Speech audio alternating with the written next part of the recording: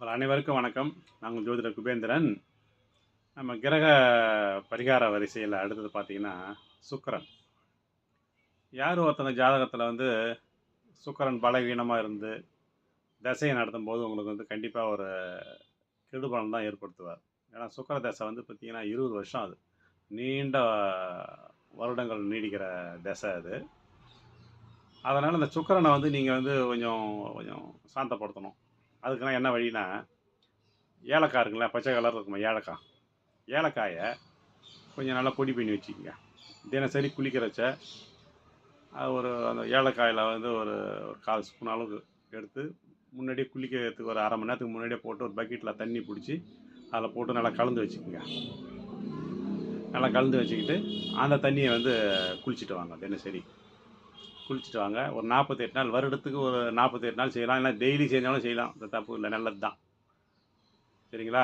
குளிச்சுட்டு வந்தீங்கன்னா கண்டிப்பாக அந்த சுக்கிர எனர்ஜி உங்களுக்கு கிடைக்கும். அது இல்லாமல் இந்த மொச்சக்கொட்டையை சுண்டல் அவிச்சு யாருன்னா தானம் கொடுக்கலாம். வெள்ளிக்கிழமையில் சுக்கிரனோட நட்சத்திரம் வர அன்னைக்கு தானம் கொடுத்தீங்கனாலும் அதுவும் உங்களுக்கு ஒரு சுக்கிர எனர்ஜியை கொடுக்கும். அதேமாரி தூங்கும்போது இரவில் தினசரி ஒரு 9 நாள் தொடர்ந்து வெள்ளை மொச்சக்கொட்டையை ஒரு வெள்ளை துணியில் முடித்து வச்சு நம்ம தலைகாணி அடியில் வச்சு தூங்கிட்டு காலையில் எழுந்ததுக்கப்புறமா வலது கையில் கூட்டி இடம் வளமாக ஒரு 3 முறை சுற்றி ஒரு கவரில் சேர்த்து வச்சுக்கிங்க. அதை 9 நாள் இதேமாரி இரவில் தூங்கும்போது வச்சுட்டு காலைல தலையை சுற்றி வச்சுக்கிற அந்த மொச்சக்கொட்டையை 9ஆவது நாள் காலையில் எடுத்துன்னு போயிட்டு எங்கன்னா ஒரு நீர்நிலையில் போட்டுவிடுங்க. இல்லை பறவை சாப்பிட்றதுக்கு போடலாம்.